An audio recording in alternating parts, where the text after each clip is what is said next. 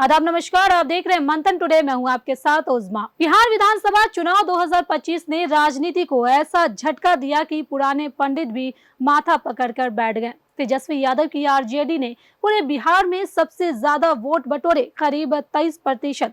लेकिन जब नतीजा आया तो पता चला कि इतने वोटों का माल सिर्फ 25 सीटों में समा गया। यानी वोट की थाली भरी थी पर वोटों की प्लेट खाली है। यही है एफपीटीपी का करिश्मा। जहां वोट ज्यादा होना इस बात की गारंटी बिल्कुल नहीं है कि सीटें भी मिले।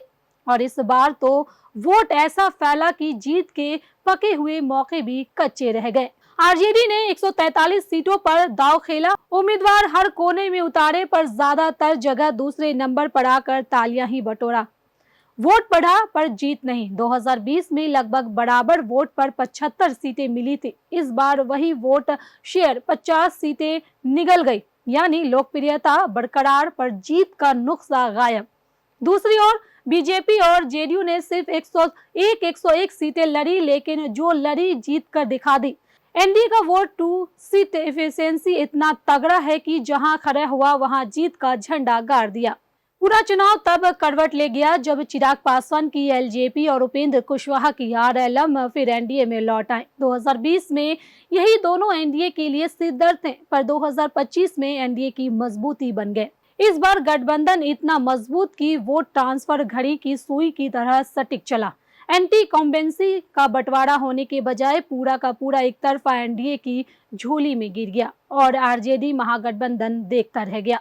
सबसे बड़ा झटका आरजेडी को वहीं लगा जहां 2020 में विजय का नाटक खेला गया था। जेडीयू वाले मुकाबले में नीतीश कुमार की पार्टी ने ऐसी वापसी की, आरजेडी को समझ ही नहीं आया कि आखिर हुआ क्या। जेडीयू ने 59 में से 50 सीटें झटक ली। वोट शेयर भी 15.39% छलांग मारकर 19.25% पर जा पहुंचा।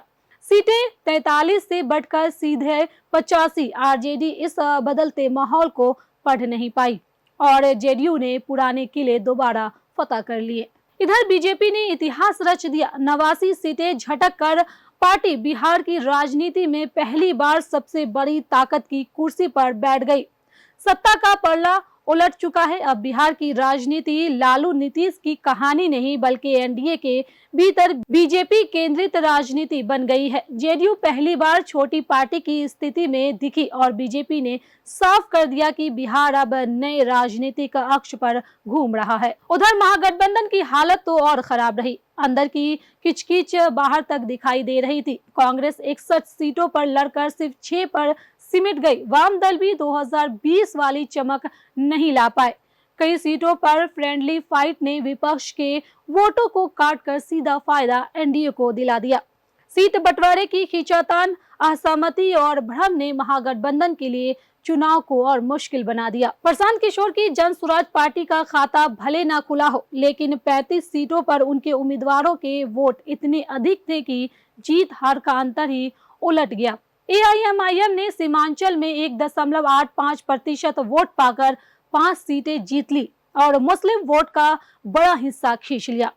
राजद का एमवाई समीकरण पहली बार इस तरह डगमगाया कि कई सीटें हाथ से फिसल गई। आखिर में तस्वीर साफ थी। आरजेडी के पास जन समर्थन था, पर एनडीए के पास सीटों का विज्ञान। वोटों की ताकत आरजेडी दिखाती रही, पर सत्ता का चाबी एनडीए के पास रहा। राजनीति में जीत सिर्फ लोकप्रियता से नहीं, राजनीति और सटीक प्रबंधन से मिलती है। और इस बार एनडीए ने वही खेल मास्टर स्ट्रोक की तरह खेल दिया।